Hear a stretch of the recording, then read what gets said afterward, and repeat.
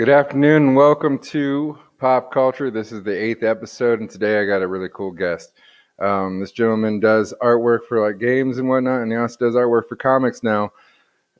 He has a very cool stream with his partner Joe Capitano, where they call it Art Bros, where they go over a bunch of different things. And then he's got his own channel and streams. The one and only Jeremy of Studio Zaid. How are you, sir? Oh, hello. Just having some good stuff. Some good How stuff. are you doing? Mm-hmm. How you doing, man? Good to see you. Man, yeah, no, it's I'm always running behind on things when it comes to the show because I do it like after I get off work. Mm-hmm.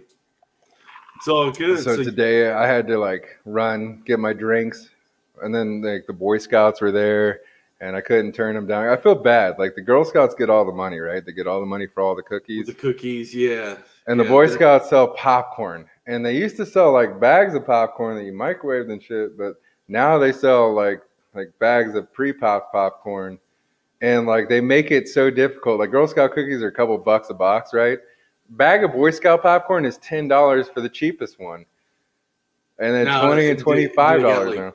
Cheddar flavors, caramel corn. Oh yeah. Okay. All right. Well, you know, how big are these bags? What are you talking about? So are these like cartel bags, or are these like... $10 is like this? $20 is like your family size jumbo bag. Holy crap! No, dude, what are they doing? Dude, these are the Boy Scouts. I man. know they're killing them. Go build some cabins, man. What are you doing? Yeah, well, no, I feel like the world's against the Boy Scouts, like they're trying to like make it difficult for themselves because like when the Girl Scouts have $4 boxes of cookies and you got $20 bag of popcorn, this is unfair playing field. I mean, when I was a kid, you could still kind of play in the woods or like have fun like that. So learning those skills, like building a fire, things like that, they made sense. I don't understand what the modern one exists for. It sounds like it's just for salesmanship. It's like door-to-door salesman training. Yeah, well, I mean, aside from some of the issues that have happened that have been politicized, like the original idea of the Scouts and like, some of the stuff like the marksmanship training that they teach you, and some of the mountain skills and stuff. Some of those are really good, and like people should really return to more of those areas. I think that's something that I kind of focus on with my son and stuff. Is that we learn how to fish, learn how to hunt. Have at least a basic skill level. I don't know, just in case something happens, aliens come, the world starts over.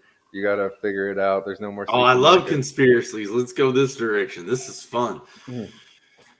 Eddie Bravo. Let's do it. Space is fake. Hollow Earth. What do we do? No. But so are you a conspiracy guy?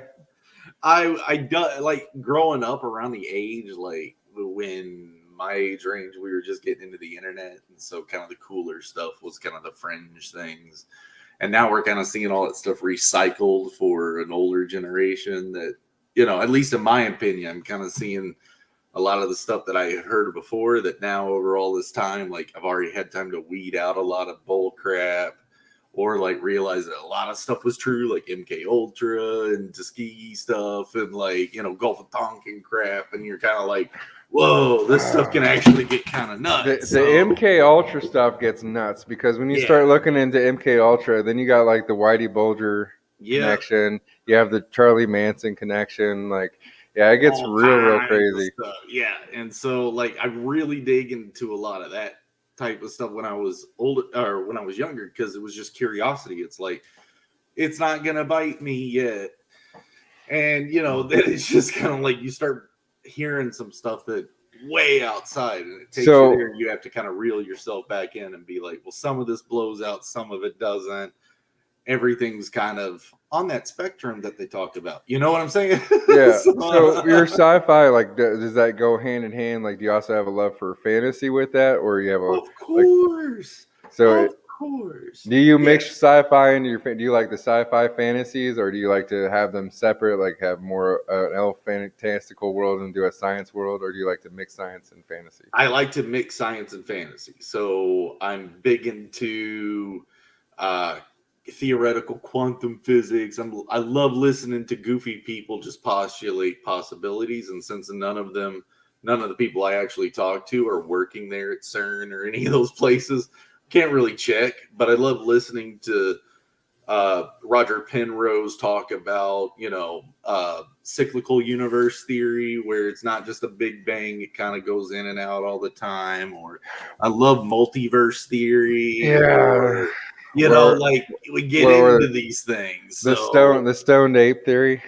Yeah. I mean, that's a great one. That's a good one to start with, just right there. But then they made a movie about that, but it wasn't, a mushroom. It was an iPhone, and that was 2001 Space Odyssey. So, that big black monolith is just an iPhone. So is that the idea behind Beckoned? Beckoned does deal with multiverse.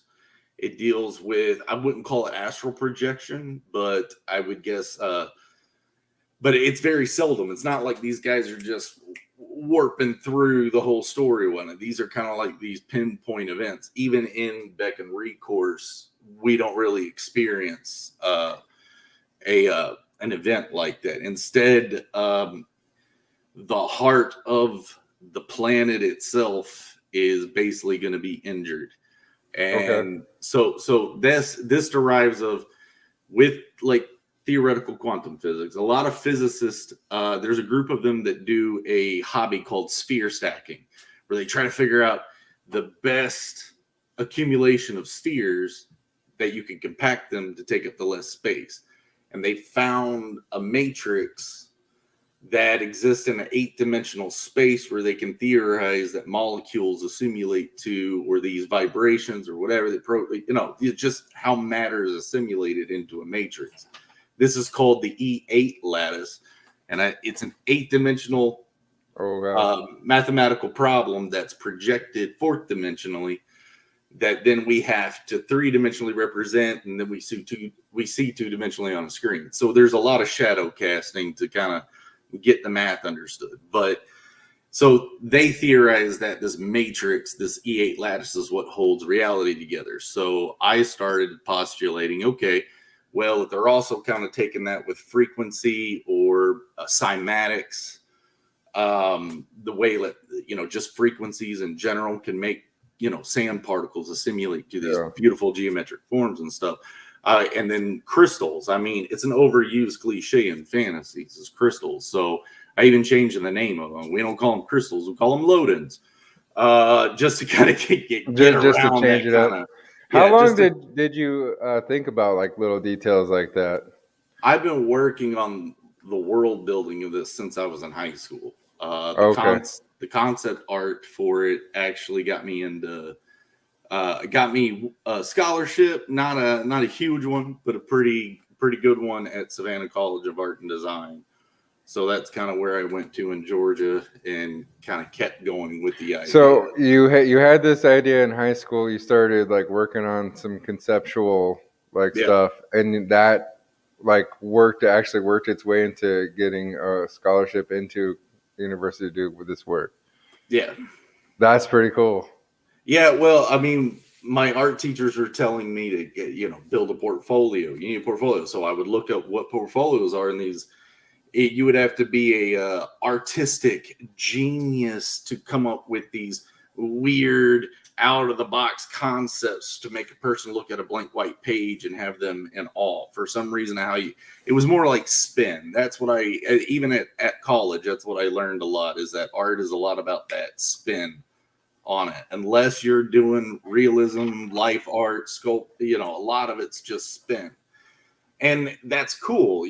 There's an art to that. There's an art of, broadening people's horizons or showing them a different perspective. But I grew up in Kentucky. And so a lot of my people and peers were rednecks, construction workers. Hell, I lost a fingertip to construction. But a lot of those guys want to see what it is. They don't want to have that, it's just the Andy Warhol or whatever, Jackson Pollock splattering paint all over everywhere. It's like, like I can do that. I can. looks like someone did the horizontal polka on a canvas. It's like, but then and so for me it was like take everything pretty literally when it comes to the art. The better artist I could be, the more my imagination I could put down on paper and teleport you to these places that exist in my head.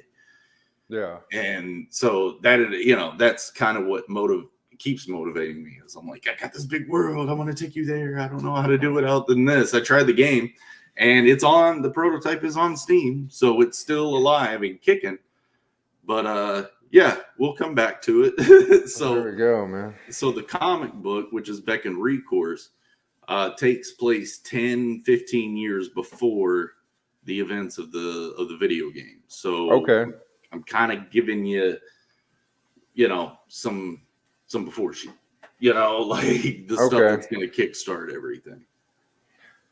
And I did notice that the link for that is in the description of this podcast, so you can go ahead and go down there and you can hit that link, and it'll take you straight to the Steam store, and you can pick it up and check it out and see how you feel about it and get an idea if you want to check out this comic book, maybe, which is the link is also in the description, friend. So Dragon, Dustin, Fred, Frog G, how y'all doing? Hell yeah. So yeah, it's they're monkeys, they're I call them the Jiri. So the big thing was they were much more rounded, less elf looking in the beginning, but then when I started seeing some style choices within CG, and like, okay, I can't have these soft Christmas elf looking monkeys like trying to get everybody's attention for the action that's going to be happening in this book.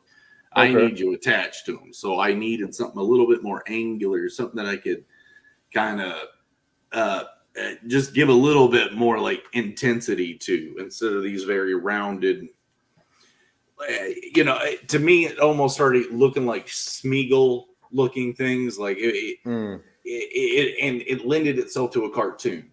It started like getting so less like a realistic view and more of a cartoony kind of feel. Yeah, which I'm not trying to say I'm hitting realism here, but there's like a maturity level difference, if that makes sense. Yeah, for sure. So that's kind of where I was going with it. So yeah, I got them with some tipped ears, some angularities in their faces, but they are still monkeys, chimpanzees, simians, if you would, but they're well evolved. So they've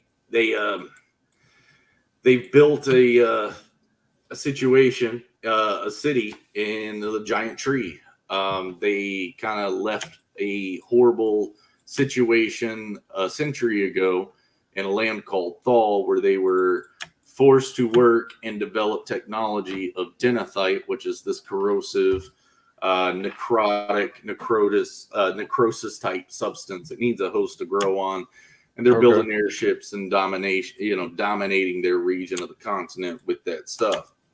They have a Moses type leader that actually kind of like leads them out of Thal, and they find Tulabani, this giant tree, and they just start working with these crystal lodins and working scientifically with them, figuring out how to do this, how to do that. They use a process called phytomining, which is a real thing that is done on Earth, where trees and plants can actually mine minerals through their photosynthesis, and it's collected in the sap. So these guys are actually building fuel out of it, and that's enabling them to build these airships and work with society. So a lot of these are just like basically power generators and stuff, especially like these big guys up here. So globes like these guys are basically just catching the runoff of like the mist and the steam and everything, kind of recollecting it. And so it's this process. They try to do their best for it, but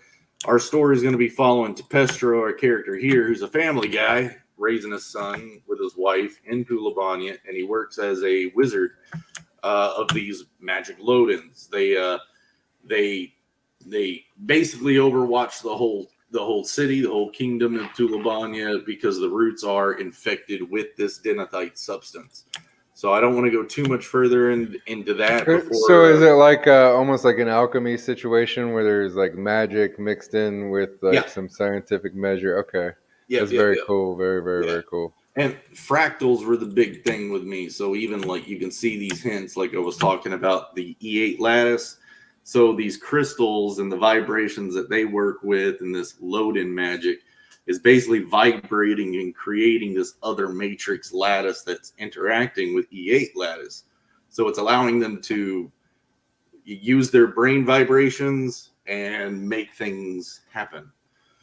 So, you know, if you kind of catch what my drifty sauce is on there. So this extra matrix allows the crystals to be some sort of catalyst medium taking brain frequency and enacting it, so they can do like magic spells with it. So is there a real like payoff? Like I hear a lot of people design stories of, well, you can't use power without it hurting you a little bit. I'm not really doing that too much. It's more about like that personal thing. It's your personal drive. Like, you know, it's your intent. Like if you're bad and you want to do it, you can be bad and do it, you know.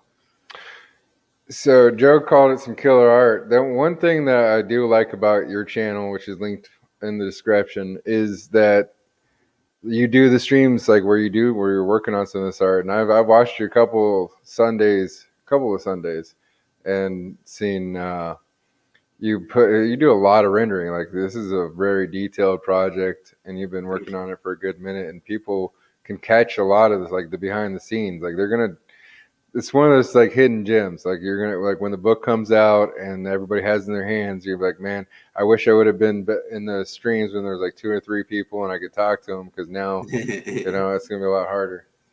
Well, it's fun. I mean, it's still open now, and I'm actually not sure what I'm going to be doing for tomorrow, because I mean, I kind of teased and I'll go ahead and tease it now. I'm working on the next page right now.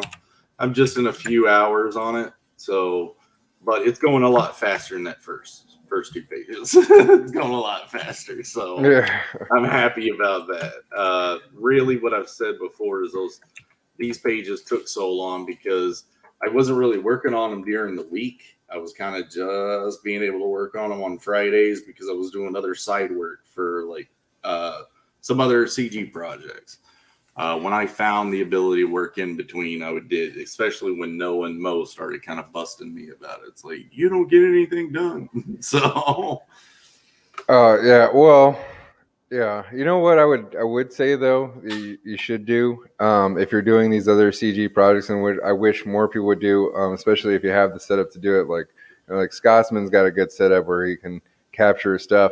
Capture what you're doing, and just because you can't release it now doesn't mean you can't have a bank of videos that you can now edit, and you have the time, right? Because you can't release it now, because you have to wait for the project, you have the time to edit and get all those like put into the little algorithmic kind of pieces, right? You know, and then you can shoot them out as you roll more projects, as more things come out, as the books, you know, start to process, then boom, this is like more content for your channel. And I think that's like one of the big things. That's a good idea. Great idea. I've done a couple draw captures. To be honest, they just take a lot of data, you know, like storing like hours of work and then speeding them up. But I've done it before for a couple times, so it's not a bad idea to do that. I got a couple extra drives that's got space. I could do it. So there we go. Yeah. So do you have a preferred program that you use so that you're doing all this work in? Photoshop. So you do everything in Adobe? Yeah, for right now. I know some people like mix and match their programs and kind of like start in one thing and bring it over to Photoshop. I've heard some doing other things because they liked it. It worked with their tablets and everything. But then when it came to printing and prepping for print, their programs didn't do what Photoshop allows you to. So in the end, they seem so it ended up taking extra time. That is one of the processes that I guess that like you don't think about. Like the average person wouldn't think about, like, oh, like, like, oh, it's a digital image, like it's on the computer, it should be able to print out like it's on the computer. No, but it doesn't work like that. There's a whole bunch of like processing that has to be done to make it print out correctly. Yeah, and Photoshop's made for that. I've worked in Photoshop since 2008, but professionally since 2012, like in the game industry, working concept art, working asset art, stuff like that. So when I started working on Beck in the Game, that's when I went full independent. And of course, that didn't really work out because I wasn't prepared for the post Gamergate and then not having any following. I had this whole idea just jumping into this, so that didn't work out. But I'm glad to be able to do it the right way and build the fans this direction too. Like, I'm kind of excited to come at it this way because all of this has been in my head.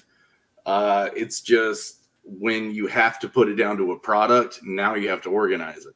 Yeah. And then it becomes more real. You're having to write the in-between stuff. You're actually having to do concept art. You have to plan out the arc a little bit more. They're more than just bullet point notes, So, yeah, I'm loving what I'm doing. I'm loving it. So, okay, I know a lot of people get like they start their books with a plan. They're like, it's going to be like this many pages or whatever. Do you feel like that there might be any kind of adjustments like when you go through? Because I know some people end up adding things. They're like, I just got to get this part of the story in there. I mean, I'm totally. It's all really like how the story flows. I guess it's. I've got a plan, but it's pretty open. I've got these bullet points that are like, I need it to hit here, but I'm not exactly how. I know the emotions I need to get there, so there's buildup I got to make back here. Mm-hmm. So if I make those foreshadowed decisions while I'm doing this, then I get to hide stuff now. As long as I make sure that I hit that point later, the payoff will be good. But so yeah, there's some stuff that's concrete. There's other things, but I gave myself enough wiggle room. If that makes any sense. Wiggle. Oh yeah, dude. No, it's always interesting. Everybody has like a different kind of, Let's talk about just as an example, real quick. Is before I launched the pre-campaign, Neff was like, the title for it wasn't just Beck and Recourse; it was Beck and Recourse Volume 1, and he goes, "Why is it Volume 1?" And I'm like, because it's the first book of a trilogy that I wanted to do. And he's like, yeah, but it's not a volume. Like, it's an issue. Like, when you go and buy a Spider-Man comic, is it an issue or is it a volume? I was like, an issue. And he's like, right. And then he says, is there any books that you know that do it like a volume? And I was like, besides Noah? And, Antium's comic of Mavericks is doing the volume 1, volume 2. But it was like Encyclopedia Britannica. And he was like, oh, come on, dude. Now you're stretching. Encyclopedia. Well, I mean, fair enough. Yeah, like people don't necessarily. But you like, unless it's an omnibus or something, you don't really have volumes of anything. But it got me thinking. It was like, I'm just overcomplicating it to be fancy. And so I was like, yeah, screw the issue number 1. Me and Joe had talked about it too with Star Circuit. It's like he'll make sure that everyone knows what book 1 is by the time book 2, book 3, and all come out. So I'm going to be running that direction with it. Recourse still titles a chunk, but I don't have to like parse it up with these volume or fancy titles or anything like that. So tried to pull back. Well, I mean, I can see it. Like, I mean, you can get excited about something, and you're like, you have different, a different kind of direction too that you're coming from. Now, my question is like, you said you do like concept work, or did concept work have done concept work? Like, is that storyboarding kind of stuff too, or is that like when it comes to the comic book format and having to do that sequence of art? Like, is that something you're already familiar with? I did take storyboarding at SCAD, but it was one class, and I didn't draw, like, I put too much detail in them, where even the professor was like, I asked you to thumbnail it, you're rendering like the whole frame here. So I wasn't able to like move fast because I wasn't really getting what he was wanting me to do. I kept getting caught in the details, a common mistake a lot of guys end up catching themselves in. So I learned the hard way to kind of come out of it. But then working with Joe Catapano at this other place as a real job outside of college, that's where I storyboarded a whole episode of an animation. I had to do a lot of research on that myself. It was like, look at these guys, look at how this is done, even cutscenes from video games, look at how they're done. And I couldn't imagine, wow, someone just wants me to scribble what I see in my head down in sequence. Okay, let's go. And I did. So I've got a little bit of understanding there, but Joe's been a good buddy of mine, and comic books have been his thing for a while. So, and Joe's very, very prolific on pushing like technique and style and improving that, and always like adding tools to the toolbox. And that's one of the things that you can catch on his stream is that he is developing a toolbox. He's trying to get as much information put into one spot to help as many people as possible that are stepping into this game. Yep. Yeah, and being his buddy, where I'm wanting particulars, it kind of gets a little nuts there. I have to kind of be like, hey, I'm not the general audience. Like, help me focus in a bit more. But it's we kind of bounce each other off. Like Star Circuit was, he was working on that as I was working on the Beacon prototype. So. We made a little pact. I was like, by the time your comic is out, my prototype will be out. And that's exactly what happened. So along the way, that was kind of like my first entrance to post-college, finding a creative mind that was into it. And then he said, hey, come join Comics Gate. And I'm like, oh, shit, what's this? And everyone goes and looks it up. And they're like, oh, my God. I don't know if this is. You know what? Literally, and this is funny because one of the things I do is internet lore, right? So somehow I had just like been complete. Even though I'm a comic book fan, I had been completely blind to Comicsgate. I've been paying attention to like deep lore and other lore, and I was even paying attention to lore like that's connected or just adjacent to Comicsgate. But somehow I never like jumped over there. I literally found Comicsgate in the most innocent way possible. I was just looking up some general comic book stuff. I found a Shane Davis stream, right? He had a couple of those like quick videos. I subscribed to catch his videos because I thought they were okay. And then his live stream was like, oh, I'm going to be in the chat. And then I started, finding other little, and I basically went and found all these little pockets of like great fucking live streams that are all over the place. Yeah. And just, dived into it. And it was like months before I actually found the drama portion of Comicsgate. It's been awesome. Like, just the different creators you get to meet. And then, like, for me, it's always trying to find someone to look up to kind of evolve my own skill a little bit further. So with Joe, it was like following him into this. It was like, okay, Joe knows how to tell a story sequentially better than I do. That doesn't sit good with me. I got to try to learn that. So we're going to catch up, making each other better. Well, that's the thing, man. Like, that's one of the things that is like big about like this channel, like the Outcast Owls channel. We try to preach is like trying to improve yourself, trying to be like, the best man, person, whatever, it's just a healthy drive. I'm not obsessed about it. And it doesn't mean a hill of beans to me in the end, but like, it's a healthy behavior to have like simple competitions with people, you know what I mean? Like to have like that back and forth camaraderie, to have that drive to actually be thinking to moving forward is is really the idea. Oh yeah.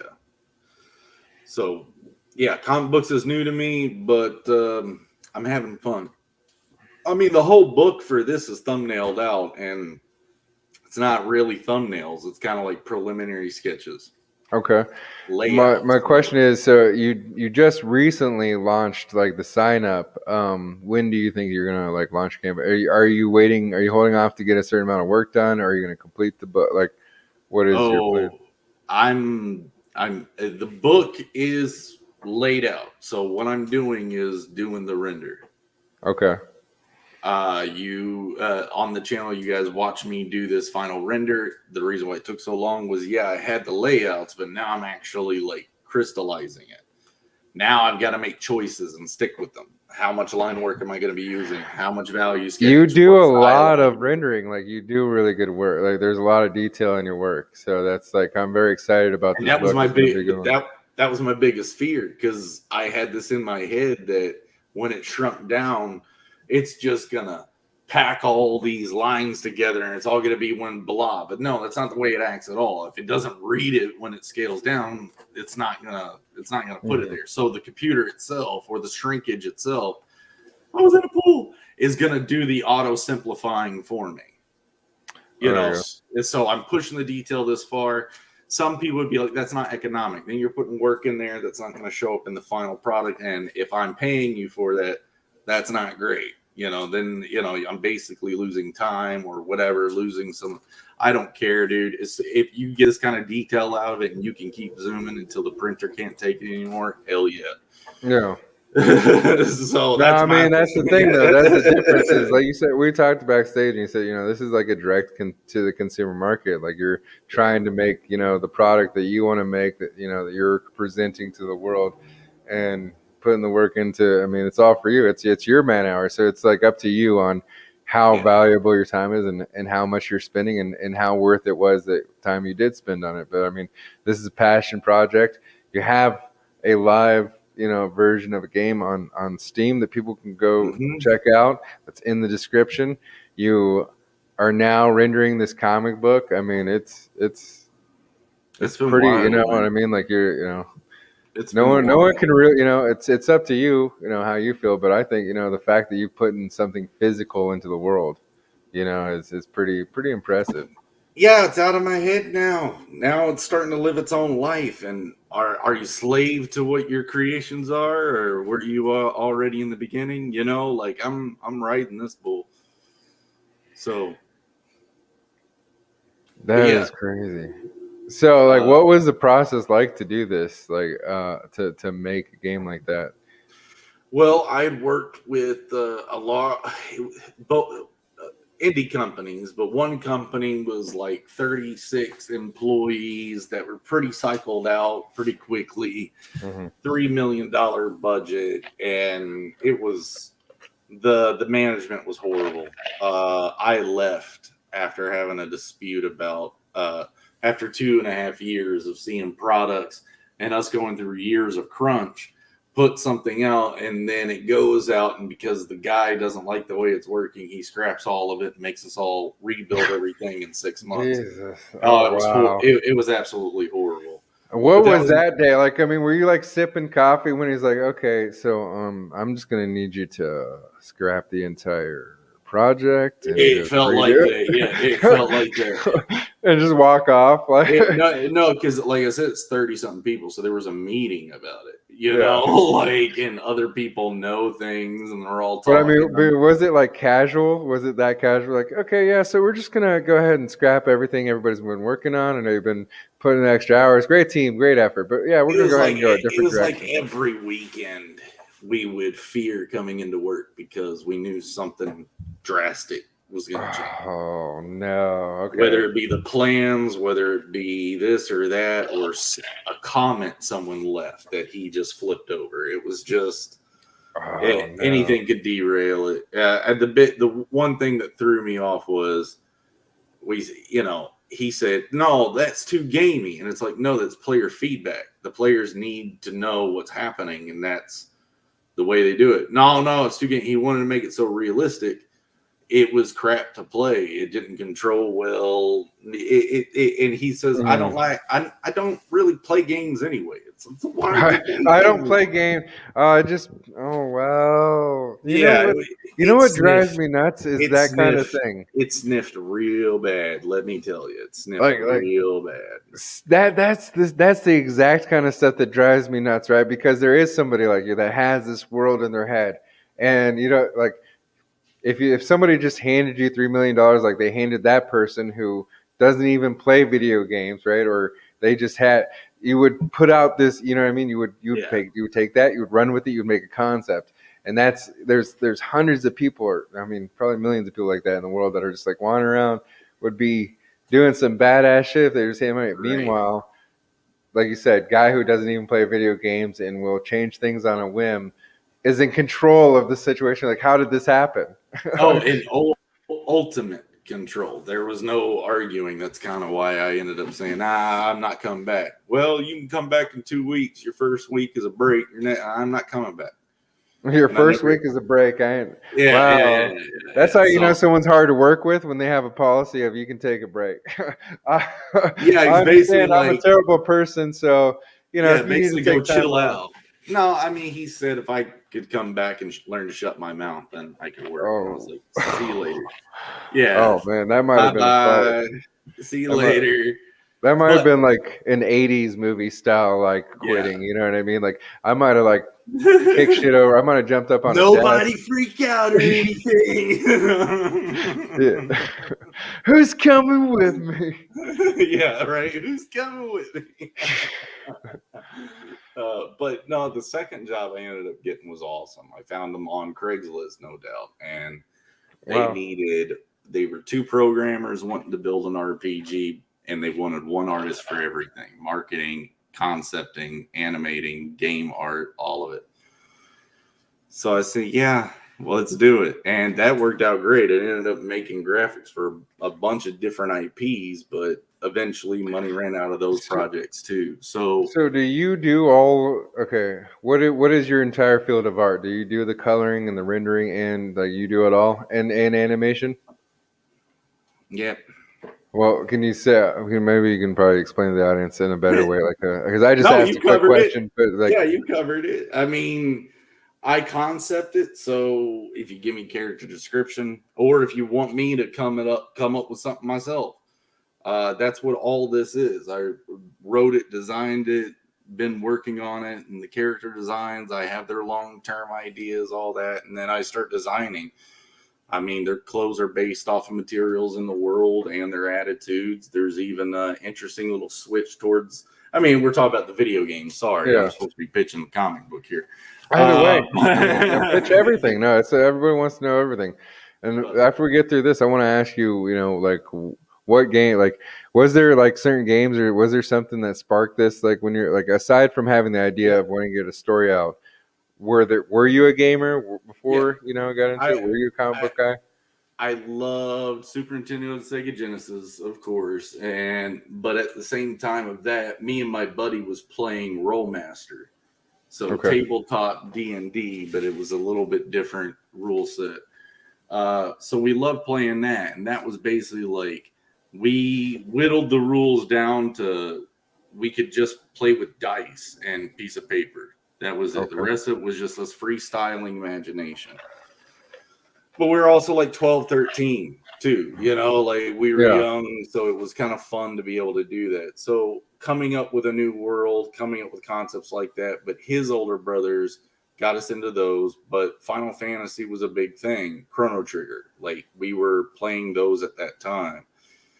His brother was teaching English in Japan, so he would bring back the Japanese versions of these games and stuff, and so get us all hooked on them. See, that's the thing. So like I had a friend, his father, he's Japanese. His whole family's from Japan, let me explain. But he's not like, he wasn't an exchange student. Like his dad worked for a Japanese company and was the head of a plant, and part of his promotion was to work in America.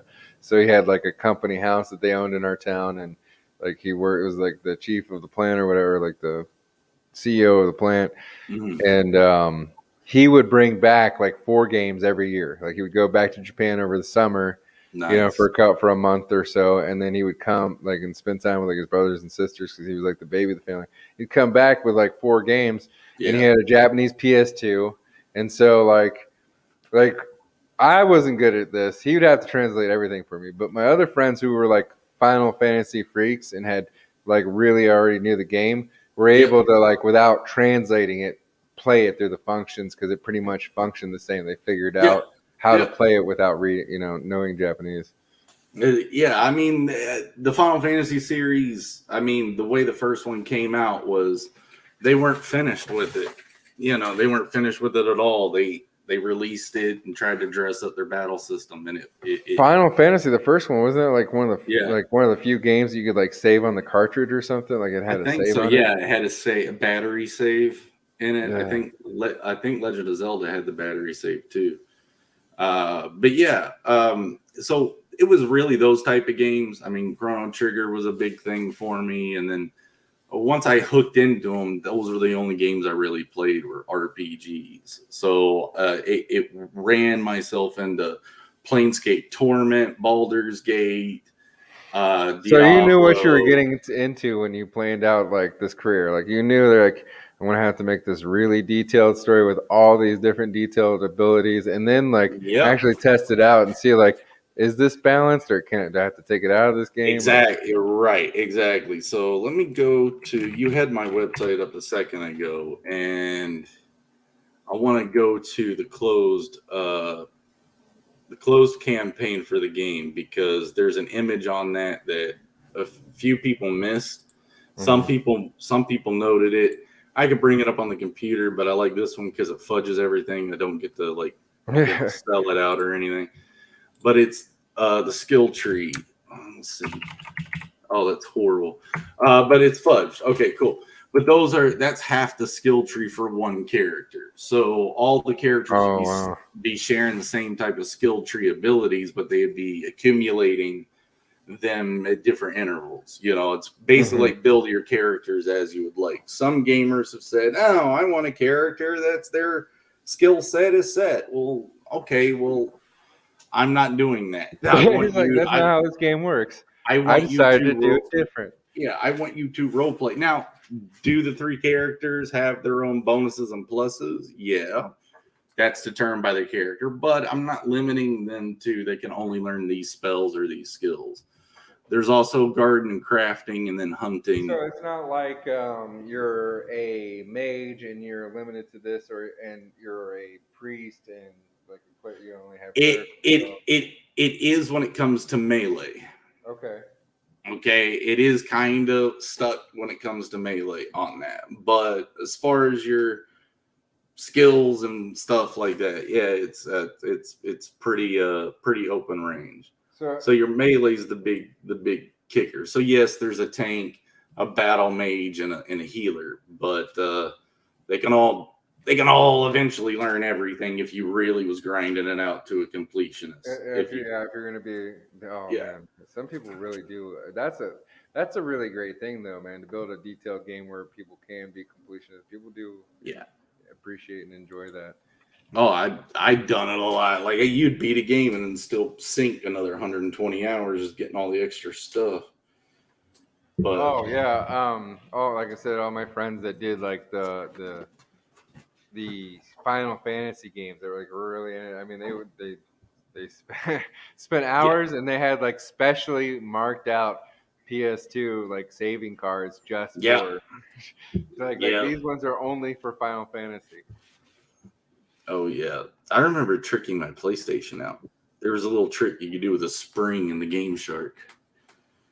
Like the case, you could like throw a spring up and it makes the system think the lid's closed. You have a Game Shark, you'd be switching out load discs and everything. Oh yeah. The 90s were awesome. Oh man, I always wanted to like get one of the modded systems, and I never had the cash as a kid, but like as an adult, I do have the money, but like now it's like they don't really mod systems like that like they used to. Mm-mm. However, I did see a computer that's like the ultimate streaming computer that they have taken the time to build. They take all the components from the Xbox, PlayStation, and the Nintendo, Oh like yeah. Nintendo systems, and pile drive them all into one like setup. Yep. That's awesome. Oh yeah. Preserve the classics, babies. No, But yeah, so oh, go ahead. like I had this thing all planned out. I've got it all planned out on paper too. You can actually play it like a tabletop game. So everything's laid out, the story's laid out, all the NPCs, all the side quests, all the items, all the ingredients to make the items. Everything's planned because I was ready for that IndieGoGo to go. I was ready to make the game. When you ask for 68,000 without fans, it don't work. So Beckon Recourse is named Recourse for two reasons. One, it's a recourse. It's it's me coming in. It's charting a new course for myself on this, right? But most definitely considering to the storyline, there's some trouble afoot, and there's a guy that's going to be holding the light through the darkness, running through it and trying to keep hope alive. So we got a little bit of recourse, meaning like someone's going to be trying to save our asses. So we're going to try. This is my first book. Like I said, those 2 pages are me trying to just figure out how am I going to attack this? Because I talk a big game with Joe. It's like, artists need to do this and do that. And it's like, well, now my foot's in my mouth. So now it's pedal to the metal. Now you got to put up or shut up. I gotta speak French with foot in my mouth. So yeah, I'm going to try my best. What do you think? What do you think the your top 5 favorite games were that you played between board games, pen and paper games, and video games? Gotta say Rollmaster as far as board game. Chrono Cross as far as video games are. I'm going to get a lot of crap for that one. It's the battle system, and you can play both of them, both Beckon and Chrono Cross, and be like, oh, okay, I see where you got. Okay. It's not entirely like that. I've got my own system, but you can definitely see some similarities. Everyone loves Final Fantasy VII. I mean, it's kind of an arguable point, but I want getting away from those type of games. Planescape Torment really, as a young kid, to play a game that was kind of hitting those mature themes. That was about like the Fallout 2 era, so it's that top-down isometric type stuff. But and I was huge into Quake. Quake was great.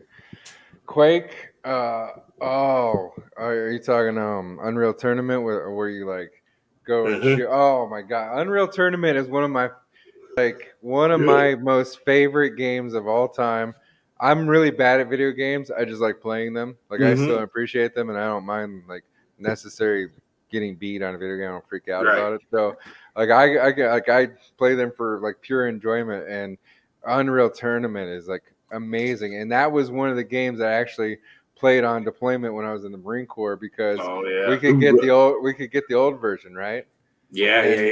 That was the fun one. That was the one that started it. That was with all the mods, right? We could do everything from being mascot heads to giant rooms to different stuff, and we could land party at old school between all of us, out in the middle of the desert. Oh yeah, that's awesome. Oh, that'd been fun. Oh, it was lit. That was a lot of fun, dude. It's not like I had a lot of time to do that kind of stuff, but when we did have some downtime. We were able to group up like that. It was pretty cool. It was something that kind of reminded me being in high school, because when I was in high school, we did those old school LAN parties. Or we would have typing class, and some of us had actually gotten Doom on the computers without the teachers finding out. Or Wolfenstein. So that was awesome. Oh my god, typing classes are the most useless thing that has ever existed. I've taken and passed several typing courses in both high school and college, and I could not type to save my life. Oh man, yeah, those were fun times though. MS-DOS days, Dark Forces. Oh, when you could send little messages to your friends and stuff on the computers, and you figured out. Yeah. Fun stuff. That was back when hackers was actually still mystified. We thought hackers were some like Angelina Jolie would come back behind you and be like, "Here, hack into this cell phone." Or wait a minute, payphone. Yeah, sorry. the payphone. Yeah, that's payphone. It was dial-up back in the day. Yeah. Yeah, that's so much more fun. Well, a lot of movies do that. The military, They do these sequences, like movie sequences of like danger rooms and stuff, and like planning rooms.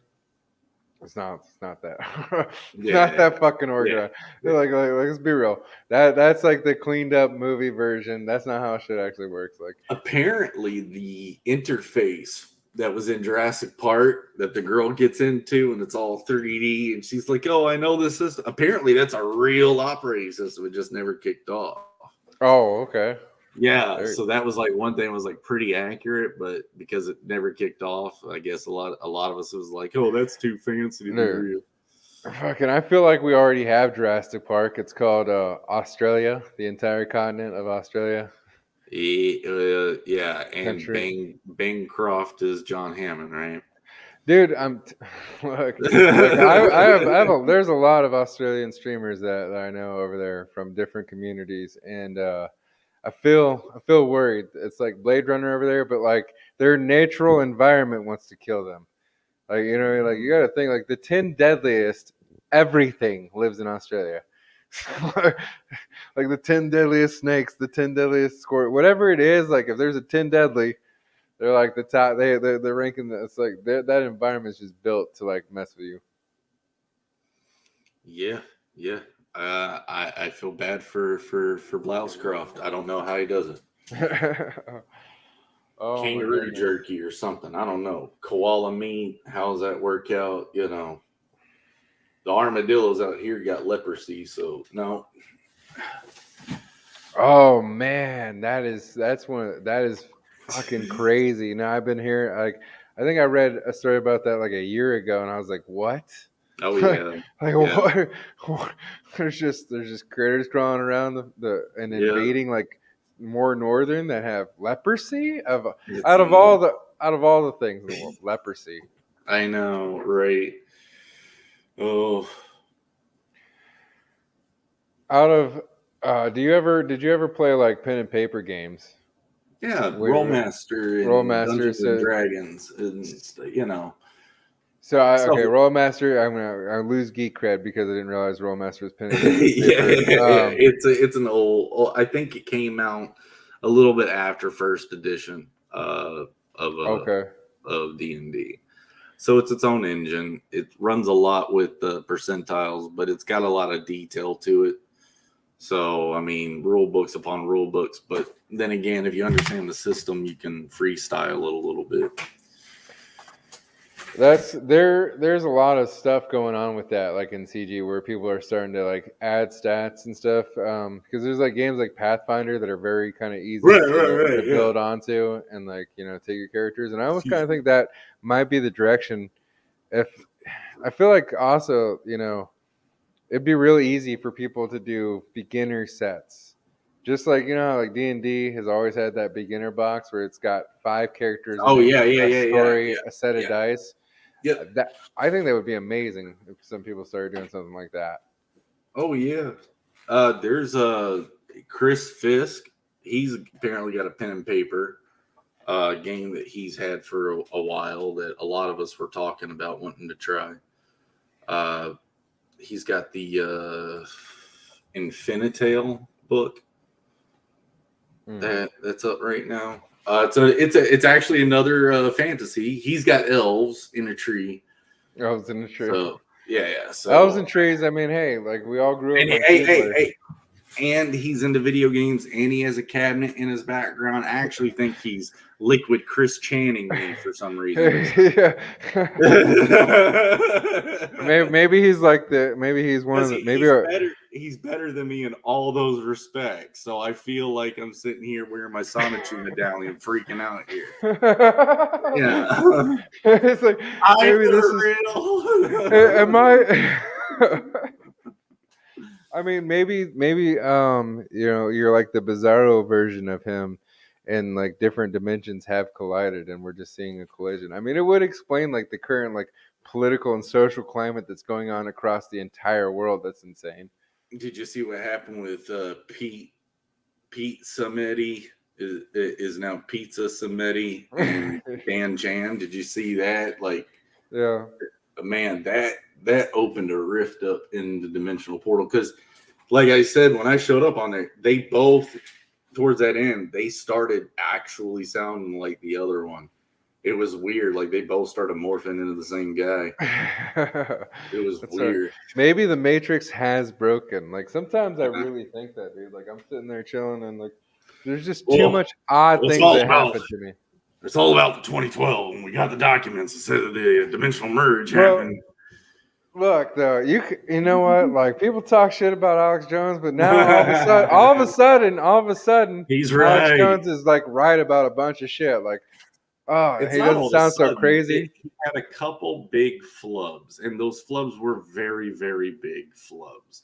And he's crazy. It was entertainment a lot of the time. I Yeah, didn't no, brag I mean, about I'm it. not saying he doesn't come in an entertaining way, but like, it's not like Right. he's full of shit either. Like, they said gay It was frogs, a but like, they really were making the frogs gay. yeah, Like, yeah, really, it yeah, was a yeah. real thing. Yeah, Like, but like the Y2K thing, he admitted he bunked that mm. over like sales to push like survival kits, and then he wasn't the one about the other stuff. Like he got in trouble for that. Wasn't the first place I heard that, but he did talk about it. Yeah, yeah, but okay, look, he works in like a really odd world, and like He's a comedian now. he is a comedian, but though there is some patriotic stuff to it because you got to think that he was on the ground floor of Waco. He was a know nothing, like just starting career kind of radio DJ, and he Yeah. helped them like rebuild that kind of stuff. And really like whether or not like they were a cult or not, whether or Oh, not like the Bohemian those Grove. We yeah would not like know about they would still call people that talk about that conspiracy theories. And then there's the ultimate flip around on that is like, well, if you're people of that caliber, you don't want people around, wouldn't you try to scare the pants off of them to not come around again? no But then the that's a fuck lot out of of here. money. That's a lot of money and a lot of That's a whole acting. bunch of effort Yeah. to like when you just Yeah. have money to go places that Right. other people can't go. Like There's something literally else. There's something the else major weird going on. there are restaurants, there are hotels, there are stores, there are items, there are foods that those people eat, live, consume, and go to that we will never see. We're Yeah. just never going to be on that economic and social, not just economic, but social level. Like we just Yeah. won't know about it. Like first of all, it takes this much money to get in there, but on top of it, you have to know about it. So Yeah. like so to tell me that like oh you were doing some kind of weird ceremony to scare people off, like no, get the fuck out of here. That's All what. these people own islands and shit. Oh, dude, yeah, yeah, yeah, the Epstein shit. Oh, yeah, so. Like I said, conspiracy theories get me into stuff because the ones that turn out to be true are the ones that we usually find out the public were manipulated into. This kind of mass, ideology where okay, everyone's believing in it, everyone's talking about it, so it must be. And then we find out 30 years later, no. And they didn't ever stop trying those tactics. So why would you not be skeptical? No, You know? no. But I mean, like, look, I mean, Tim Pool is talking to Alex Jones. You know what I mean? Like when Yeah. you're like And, super like modern, almost lefty kind of leaning people on YouTube are talking to Alex Jones like in a legit serious way, and like, oh, he made a point here, and he made a point here, and he's right about this, and it's like, oh, maybe like you yeah. said, there's some shit here and there, and like he does, he's guilty of shilling a lot of like materials. But then, dude, you know what? This fucking pandemic came out of nowhere, and I kind of wish I had a handful of some of those. Like there was like the first, couple of months there when everybody was freaking out and they were like clearing out the shelves and doing different shit, like a whole bunch of stuff like that was going on. Yeah. I would Yeah. have felt a lot more comfortable if I had 2 months worth of food in like a box underneath my bed. Oh, for sure. I mean, I've got, it's just, I advise everyone to get a bug out bag. And it's not just like for crazy preppers. It's just like my older brother, Dwight, who programmed Beckon, he was in New Orleans when Katrina hit. And he said it was absolutely awful trying to just move around. You couldn't get money out of the ATM. So hearing the horror stories from that, and I've done hunting with my dad out in Colorado and stuff in the Rocky Mountains. So it's like, I grew up around it in Kentucky. So Yeah. it's like, yeah, you have something to depend on so you don't freak out. No, I mean, no, yeah.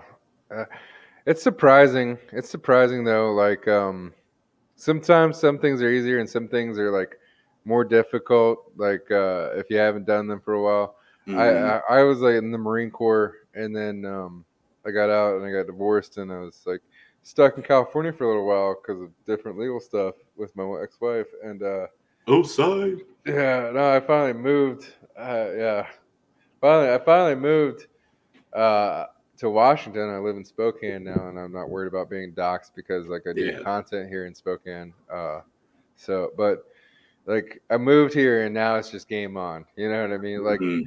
I started fishing again. I got all new gear. Oh yeah, yeah. I'm going hunting this season. Where like it's new shotgun, new rifle. I had to. My ex girlfriend was actually a felon, and so I had to like get rid of all my weapons that I had in the house when I lived in California. Yeah. Well, I've never dated a felon, but yeah, that would do it. Yeah, Yeah, well, I'm a bow hunter, so archery, not the compound, but the recurve. So that's my bread and butter. I've shot guns, clay shooting mostly, but clay shooting is fun. I love like the trick shooting, clay shooting. I love all that kind of stuff. That oh my god, shotguns are just a lot of fun just to play with. Like oh yeah, but endless.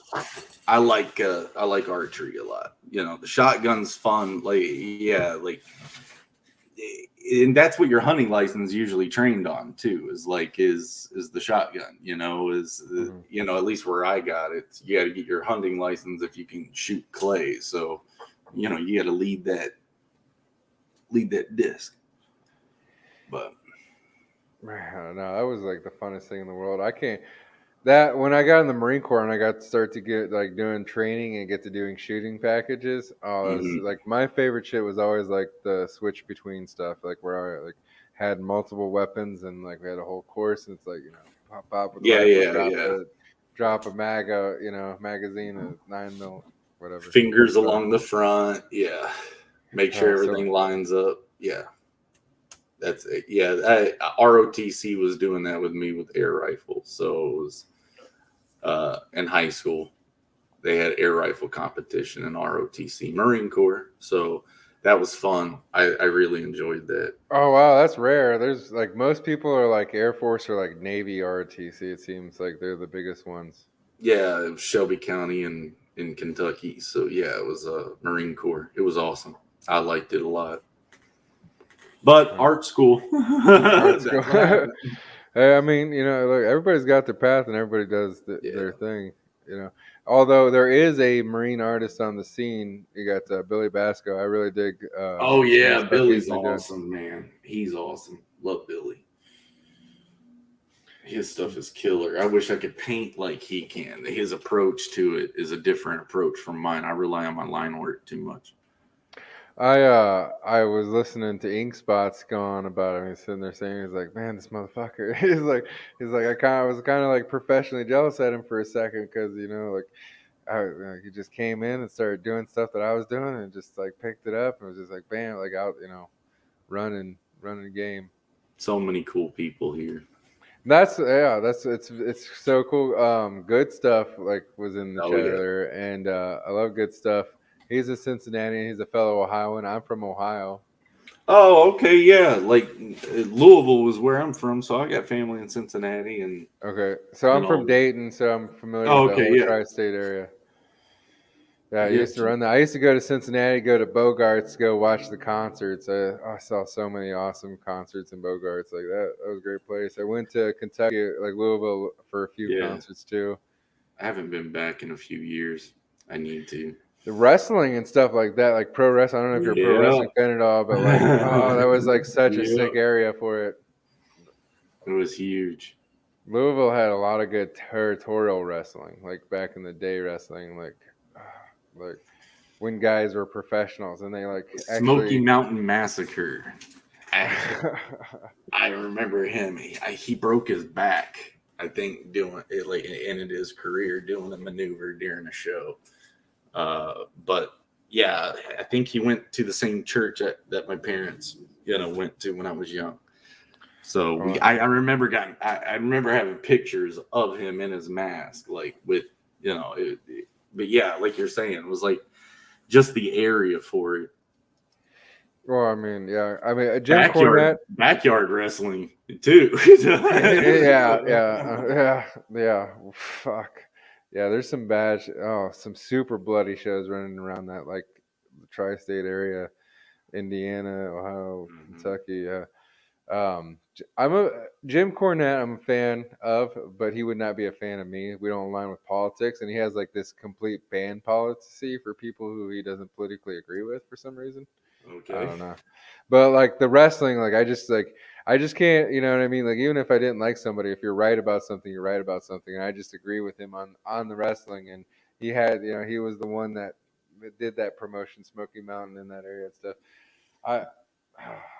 And he did manage, like he was a really great heel manager, and he did have a pretty good like tag team.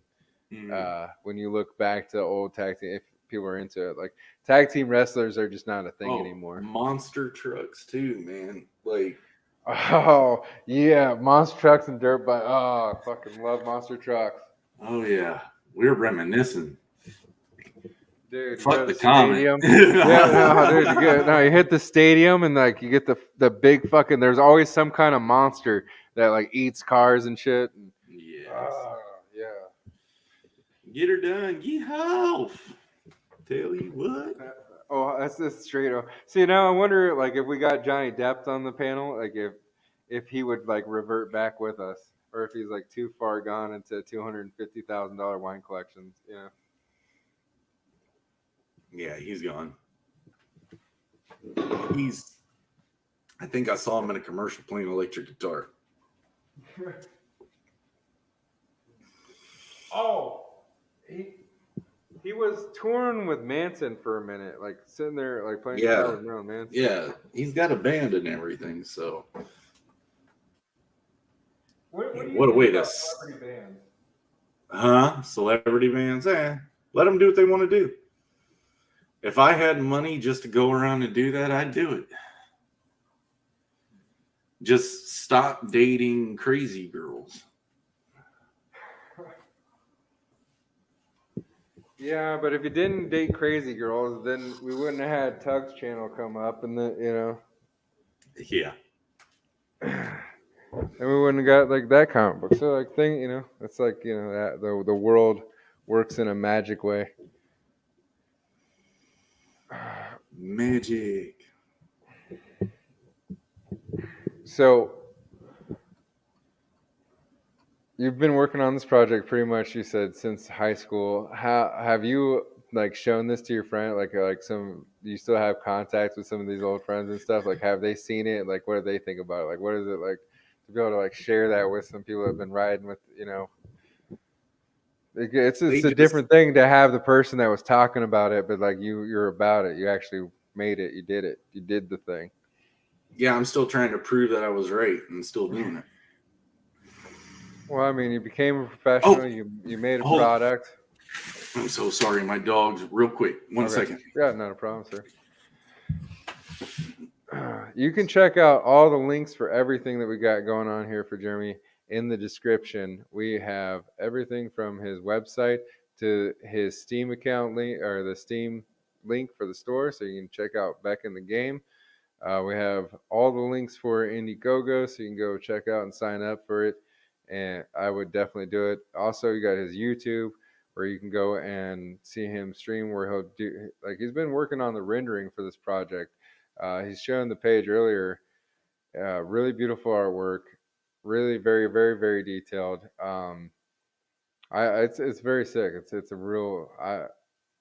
Some people think that there's too much work, or they would put too much effort in, but I appreciate the amount of effort that he puts into every section of this.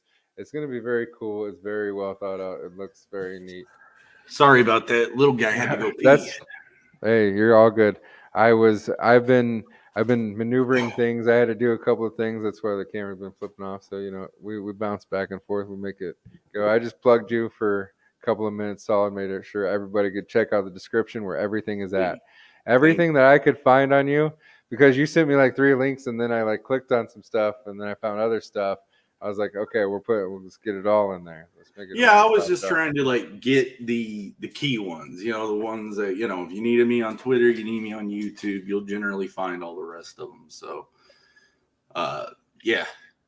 So I actually, like I said, I think I said I gave a facelift to the website last night. So yeah, when you asked me for the links, I was like, okay, I got to make sure everything is here. So I added the Beckon recourse area and then updated some stuff on here. But yeah, like, got to make sure you're representing. Yes, sir. Yes, sir. Art and detail. This man. So, hmm, when do you think? When do you expect? Or do you have a time? Have you planned out any kind of timelines on So when you're gonna launch this out? So the idea is that you have 6 months when you launch a pre-campaign Mm-hmm. until you have to launch your campaign. So, like I said, the book's already laid out. I've just got to render it and get the lettering figured out. I really, really, really want Eric Weathers on it. I really do. So I hope he'll be open for it. I bounced that at him a couple times when I bump into him. He's like, "Yeah, sure, no problem." So but yeah, wanting to make sure and then because everyone's having printing issues right now, that's the other thing is once I could kind of get a printer figured out, then yeah, the idea is to have the book ready for print by the time it launches. The printing thing is kind of crazy, and you know what? Like, I almost kind of wonder that if there's a certain amount of people where I think that it would almost be. I think you could make enough money, honestly, that a printing company could just open up and just print CG book. You know what I mean? Like, if you could I just don't deliver, know. if you could be open and deliver the books, like actual all the projects, like if you could sign on and printed every single person's project that kind of exists, you probably it wouldn't be crazy. I'm not saying you'd be like a millionaire, but you probably Right, could right, right. open and you probably keep the doors open and run a company that would feed the system to help build it. That's what I was trying to ask Joe and a few people about. They said there's some people in the group that are like that, so I'll find out soon. I mean, there is. I know that there's some fulfillment stuff. I don't know like all of their details of fulfillment, but I think like Alterna does some fulfillment. I know Critical Blast does Yeah, fulfillment. There's like another one, Liberty something like that. They advertise on Pops' channel. yeah. So yeah, about 6, 7, 8 months. That's the idea. I mean, of course, you got to run the campaign. You got to build Hmm. the campaign, and then of course, when fulfillment happens, you got to kind of regroup and make sure you're going to fulfill all your orders and everything is going to come in on time. So that's going to take its time to go to print, come back. So yeah, I mean, will the art be done before the campaign ends? Yeah, that's the idea. When the There we books go. come out, I have to still do all the logistics. But I'm around. I'm watching everyone, and I'm with Joe and Art Bros, so I get to see what everyone's doing all the time and ask them Well, questions. So I'm like I gaining said, a I lot of mean, stuff. you stream every week and they can see the progress. I mean, I've been watching. I've been watching. It's a very chill. I love it. Yeah, it's cool having you in. It's my like little Sunday. Like I get toke up a little bit. I get a little I get Mhm. nice and cozy, and it's like it's a good like chill stream. And sometimes like you'll have like a guest on or something that's cool. But like yeah, it's just sitting there like watch you do the details, have a nice conversation. There's only a handful of people that can kind of like do that. You do that. Kemosabe does a pretty good job of like talking and drawing. I Joe's used to okay, do but he gets distracted. I used to do caricatures at Louisville Zoo. Mm. So talking while I do art's not new to me. At least you have that like in your back pocket. If Hmm. everything else fails in life, no matter what, you could always work at No, it's not. Disney. No, it's not good money. You can't live off of it. He's like, no, you can't do it. I was Yeah. gonna say you could go to circus, you go to like work at a carnival, Disney. Well, I mean, you can't really live off of basic Disney wages either. No, you can't. You can't. But I got tricked. I worked at Disney on a college internship, yeah, and they pay you like bare wage. I don't even know if it was minimum wage because it's like an internship. They didn't even have to pay you, right? Yeah. They paid us like barely anything, and then they put us in apartments that they owned, and then Yeah. Yeah. Yeah. Yeah. take rent out of your paycheck for it. I almost went for that program. Did you? Almost. I read about it. It was like, oh, that sounds good. And then I heard horror stories. So yeah. Oh, see, like, okay, so this is me. I'm Mr. Random. I'm walking through school. I pick up a school newspaper. There's a little insert in there. I was going for a business degree anyways, and I read it and it said, oh, Fortune 500 company, blah blah blah, internship, and I was like, oh, that sounds legit. I should probably go check this out, and I just signed up for it, and like I was still a punk rocker. Like I like had to shave. Yeah. Like I had mohawk. I had to like cut my hair, and I had to like shave my goatee and all that kind of stuff. Oh yeah. And I didn't have at that time. I didn't have any tattoos below like Tattoos. Yeah. sleeves, so I was good on that. But like if I did, I would have had to like wear long sleeves or Hmm. wear band-aids over them. Certain piercings, like yeah, if you had certain piercings, they wouldn't take you, or you would have to Hmm. wear like band-aids over. Yeah. So crazy. But yeah, I did tattoo for a while as well in shop. So yeah, it's just I've always done art and just finding new ways to utilize it. How do you still tattoo every now and then, or do you tattoo yourself? Yep. Still tattoo. Still have a machine. Oh, she's ready to go. Oh man, she looks like she's ready to spark up at any time. Do you do your friends or do any I did. request? Yeah, I did do friends. Like I've been. I think I do one every 2 years now, just for fun.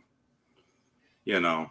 Yeah, But I used to do it all the time. Kept me alive in California. yeah. Yeah. Where did you work in California? Oh no, I worked in shop in Kentucky. In California, that was just friend Oh, work. okay. But yeah. I was gonna say I was like because I like went to a couple shops. I was like because you already said Oceanside. I was like, oh shit, did you work at one of the shops that you No, was? but that's where I resided. Uh, no, yeah, that's where I spent like the first half of my Marine Corps life Oh, was in right there in Camp Oceanside. Pendleton. Yeah. Yeah, right. Yeah. Well, yeah, right outside. Had two different apartments. And you know what's funny? When I lived next to the barrio and like the ghetto place, my cars never got broken into, never had any problems. I moved to the nice apartments, and the ghetto kids like walk their asses over to my shitty like to my nice area, and fucking broke in and like stole my shit there. Like I literally, well, I had and this is the thing that drives me nuts is like they broke my windows for like a pack of cigarettes. I'm like, if you would have knocked on my Man. door, I would have given you a pack of cigarettes because Yeah. it's like, $200 to replace this window. Don't Like, give smokes to kids.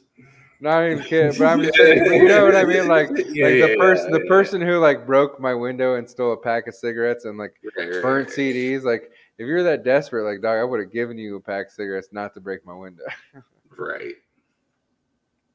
Mm.